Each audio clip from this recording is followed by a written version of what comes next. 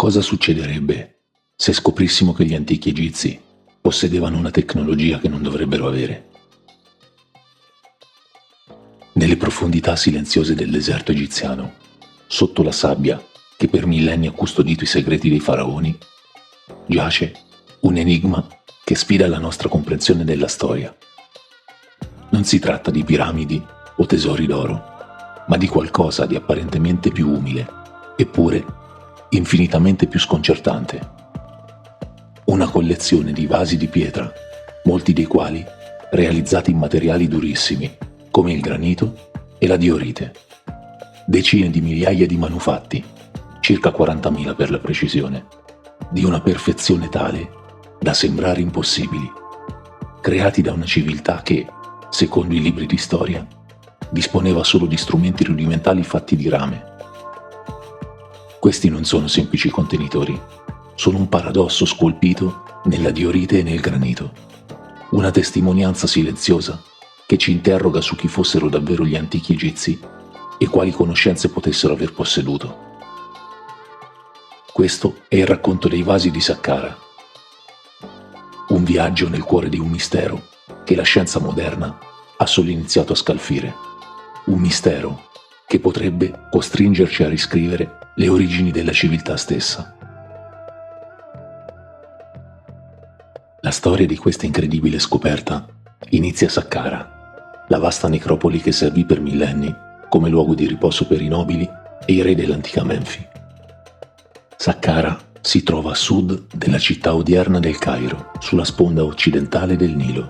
Qui, intorno al 1270 a.C., l'architetto Imhotep eresse per il suo faraone Djoser la prima grande struttura in pietra del mondo, la piramide a gradoni. Per secoli questo monumento ha dominato l'orizzonte, ma il suo più grande segreto non era nella sua imponente struttura esterna, bensì nelle profondità della terra su cui poggiava. Le prime avvisaglie di ciò che si celava al di sotto emersero a metà del XIX secolo. Nel 1850 l'egittologo francese Auguste Mariette, seguendo le indicazioni di antichi testi, portò alla luce il Serapeum, un labirinto di catacombe sotterranee. La magnificenza del Serapeum e dei suoi colossali sarcofagi di granito dimostrarono che Saqqara nascondeva ancora meraviglie inimmaginabili. Tuttavia, la scoperta più sbalorditiva doveva ancora arrivare. Fu solo negli anni '20 del secolo scorso che un altro archeologo francese, l'architetto Jean-Philippe Lauer, dedicò la sua intera vita allo studio e al restauro del complesso di Djoser. Mentre esplorava sistematicamente le gallerie sotterranee che si snodano per chilometri sotto la piramide, a una profondità di circa 33 metri, Lauer si imbatté in qualcosa di senza precedenti. In una serie di camere e corridoi trovò circa 6.000 casse di legno che contenevano una collezione sbalorditiva, oltre 40.000 vasi, coppe e piatti di pietra. Un tesoro di una vastità incredibile, meticolosamente accumulato e sepolto per secoli. L'enigma si infittì quasi subito. Molti di questi vasi non appartenevano all'epoca di Djoser. Portavano incisi i Serek, i sigilli reali di faraoni molto più antichi, sovrani delle due prime dinastie. Questo significava che Djoser, il costruttore della prima piramide, non era il committente di questi oggetti, ma piuttosto il loro custode. Sembrava che avesse deliberatamente raccolto e preservato un'eredità di manufatti che erano già antichi ai suoi tempi. La datazione di questi vasi ci porta ancora più indietro, al periodo predinastico, in particolare alla cultura di Naqada, fiorita in Alto Egitto tra il 4000 e il 3100 a.C. Manufatti simili, infatti, sono stati rinvenuti anche in altri siti cruciali per la nascita della civiltà egizia, come Naqada stessa, Abydos e Hierakonpolis. La scoperta di Lauer non era quindi solo un tesoro archeologico, ma una vera e propria capsula del tempo, una biblioteca di pietra che raccontava una storia molto più antica e misteriosa di quanto si potesse immaginare. Perché un faraone della terza dinastia si sarebbe preso la briga di seppellire con sé decine di migliaia di reliquie dei suoi predecessori? Era un atto di venerazione o stava forse proteggendo qualcosa di inestimabile valore, un'eredità di conoscenza e abilità che rischiava di andare perduta? L'incredulità generata dalla vastità della collezione di Djoser si trasforma in puro sconcerto quando si esaminano i vasi da vicino. La loro bellezza è innegabile, ma è la combinazione dei materiali utilizzati e della perfezione delle loro forme a renderli un vero e proprio rompicapo tecnologico. Gli artigiani egizi lavoravano con una vasta gamma di pietre. Alcune, come l'alabastro e il calcare, sono relativamente tenere, con una durezza sulla scala di Mohs compresa tra 3 e 4. Con questi materiali crearono vasi traslucidi di una bellezza eterea, le cui venature naturali sembrano danzare alla luce, ma questi rappresentano solo una parte della collezione. Il vero mistero risiede nei vasi realizzati con alcune delle pietre più dure esistenti sulla Terra. Parliamo di granito, basalto, diorite, scisto, porfido. Queste rocce ignee e metamorfiche hanno una durezza che varia da 6 a 7 sulla scala di Mohs. Per mettere questo dato in prospettiva, il rame, il metallo più duro a disposizione degli egizi dell'epoca, ha una durezza di circa 3. L'acciaio moderno si attesta intorno a 6,5. Ciò significa che gli antichi artigiani stavano lavorando, su larga scala, materiali duri quanto o più dell'acciaio, usando un arsenale tecnologico che ufficialmente non andava oltre semplici strumenti di rame e pietra, e non si limitavano a sgrossare queste pietre intrattabili, le trasformavano in opere di una raffinatezza mozzafiato. I vasi presentano forme incredibilmente complesse e variegate. Alcuni sono alti e slanciati, altri bassi e panciuti. Alcuni hanno basi piatte e stabili, altri basi arrotondate, così perfettamente bilanciate da poter oscillare senza mai cadere. Le pareti di molti di questi vasi sono assurdamente sottili, a volte raggiungendo lo spessore di 1 millimetro, creando un guscio di pietra delicato e fragile. I colli sono spesso stretti e allungati, con aperture minuscole che si allargano in cavità interne, perfettamente scavate, a volte persino più ampie del collo stesso, una caratteristica nota come sottosquadro, e che rende questi vasi delle opere inconcepibili per l'epoca. Le anse, quando presenti, non sono incollate, ma scolpite direttamente dal blocco di pietra originale. Un'impresa di precisione scultorea che non ammette il minimo errore. Le superfici, sia interne che esterne, sono levigate fino a ottenere una finitura a specchio, che esalta la bellezza cristallina della diorite o la profonda oscurità del basalto. Alcune forme imitano elementi organici, come fiori di loto che si schiudono o cesti di vimini, traducendo la delicatezza della natura nella durezza eterna della pietra. Questa non è semplice abilità artigianale, è una maestria che rasenta l'impossibile, dato che nemmeno al giorno d'oggi con le tecniche più moderne si è potuto replicare la costruzione di questi manufatti.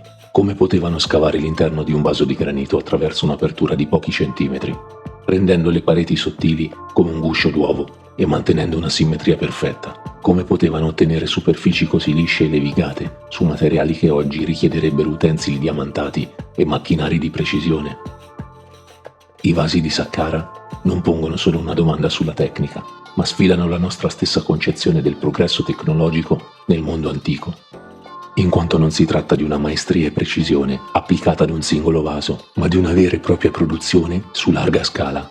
Se immaginiamo infatti che i vasi ritrovati sono più di 40.000, non è pensabile che possano essere stati prodotti con il solo utilizzo di tecniche manuali e di attrezzi primitivi. Per secoli, la straordinaria qualità di questi vasi è stata attribuita all'infinita pazienza e all'abilità quasi sovraumana degli artigiani egizi.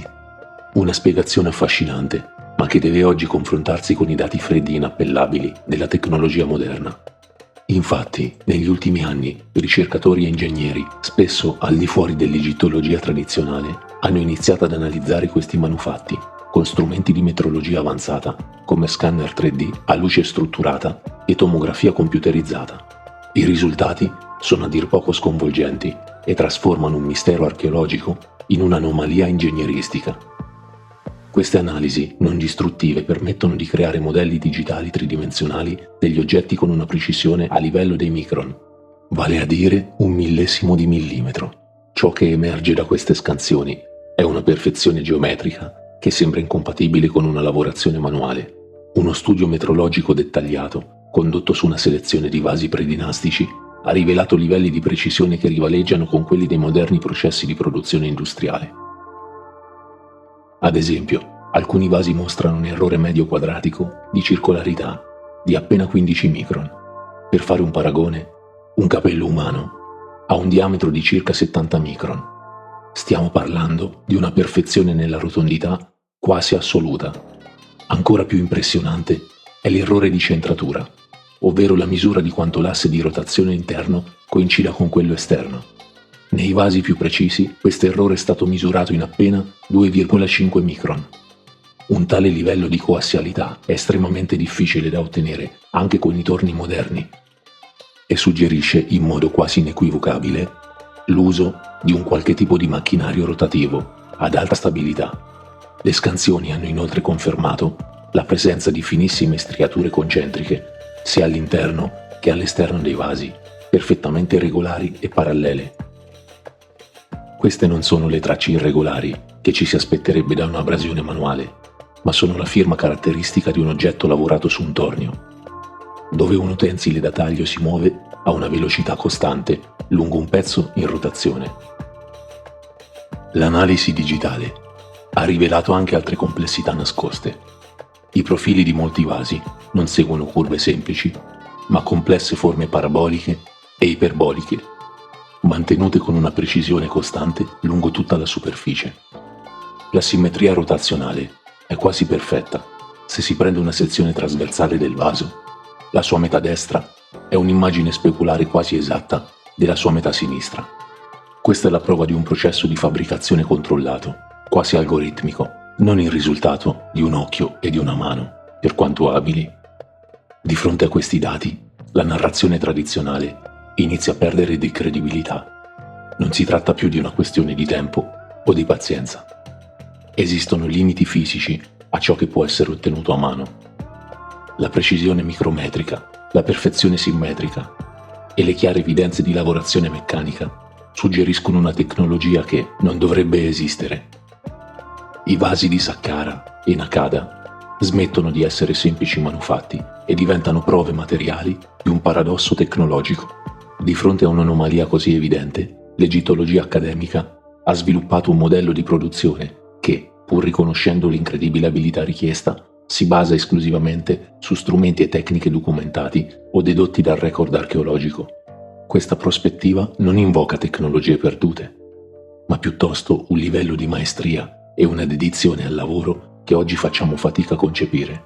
Però, alla luce dei fatti, è assolutamente inconcepibile come senza l'uso di una tecnologia moderna sia possibile produrre una quantità simile di oggetti in pietra dura, dato che oggi neppure con le nostre tecnologie più sofisticate si è stati in grado di riprodurre la maggior parte di questi manufatti.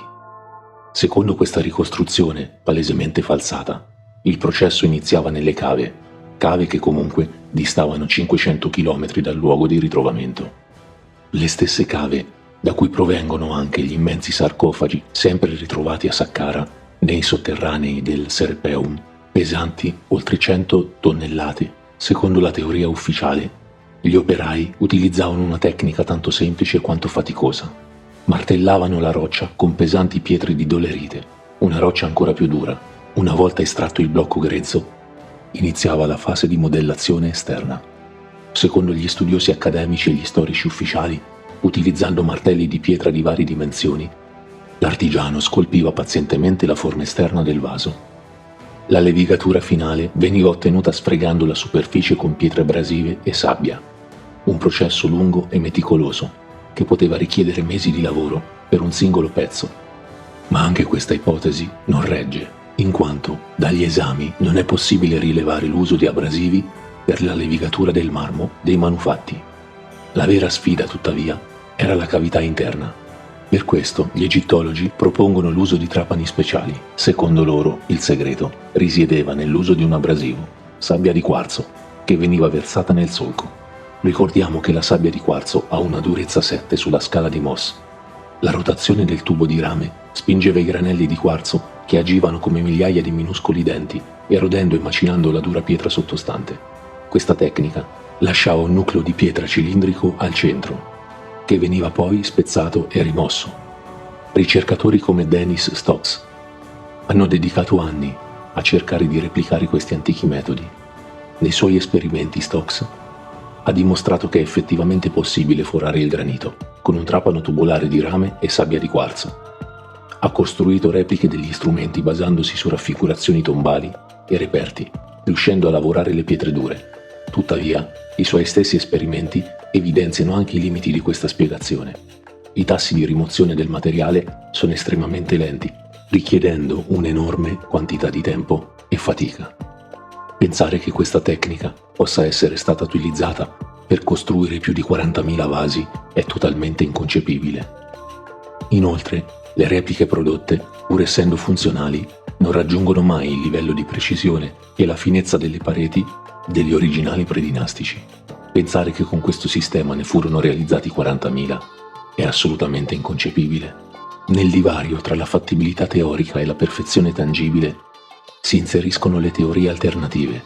Queste prospettive, spesso avanzate da ingegneri, scienziati e ricercatori indipendenti, non negano l'ingegno degli egizi, ma suggeriscono che essi potrebbero essere stati gli eredi di una conoscenza tecnologica molto più avanzata, oggi andata perduta. Una delle voci più influenti in questo campo è Christopher Dunn, un ingegnere con decenni di esperienza nella produzione di precisione per l'industria aerospaziale.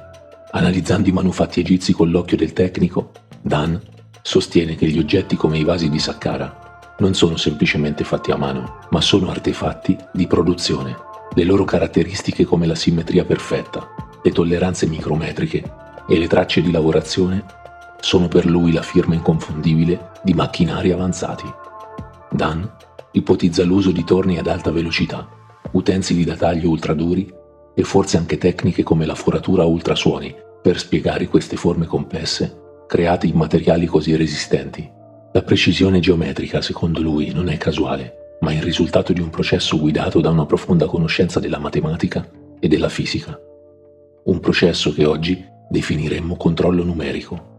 I vasi non sarebbero stati scolpiti, ma piuttosto lavorati a macchina, con un grado di accuratezza che sfida le capacità attribuite agli antichi. Sulla stessa linea si muove anche il ricercatore Ben van Kerkwijk, noto per il suo progetto Uncharted X.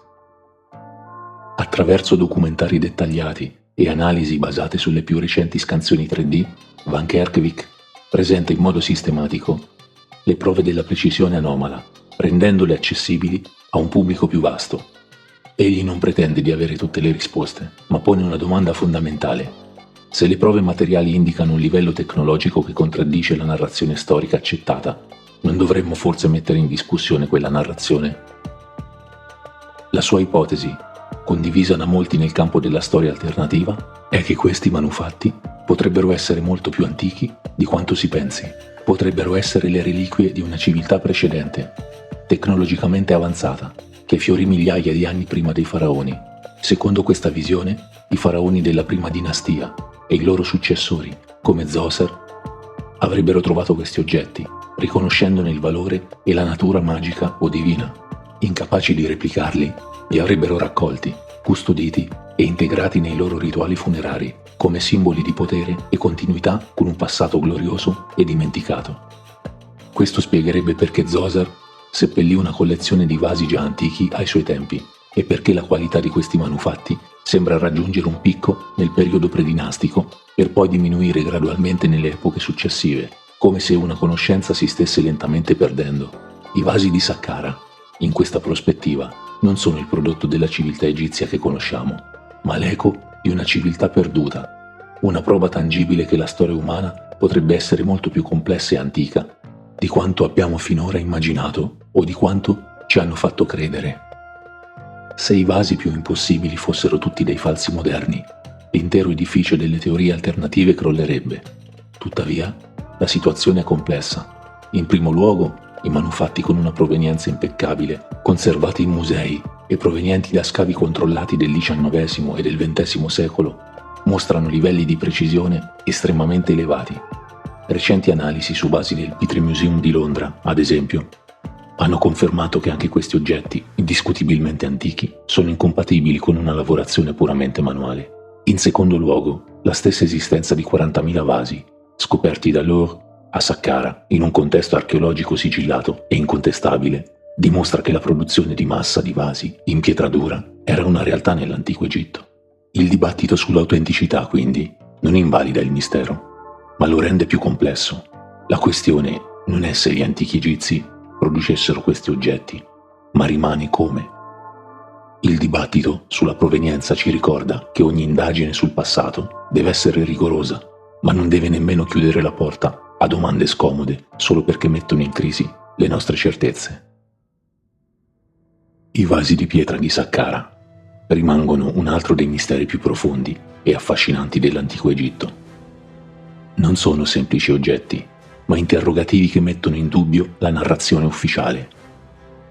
Questi manufatti ci pongono davanti a un dubbio interpretativo che definisce il confine tra ciò che sappiamo e ciò che possiamo solo immaginare.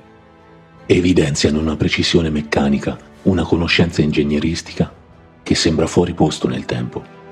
I dati della metrologia moderna parlano un linguaggio che è difficile ignorare, suggerendo l'uso di una tecnologia dimenticata, forse eredità di una civiltà che la storia ha cancellato dalle sue pagine. Questa prospettiva ci costringe a mettere in discussione le nostre certezze sul progresso e a considerare la possibilità che il passato sia stato molto più complesso e tecnologicamente variegato di quanto ci venga fatto credere. Questi vasi sono un enigma che ci ricorda quanto poco sappiamo del nostro lontano passato. Le pietre di Saqqara, con le loro forme perfette, ci parlano di una storia di potere, di fede, di ossessione per l'eternità, una conoscenza perduta che ad oggi non siamo ancora riusciti a decifrare.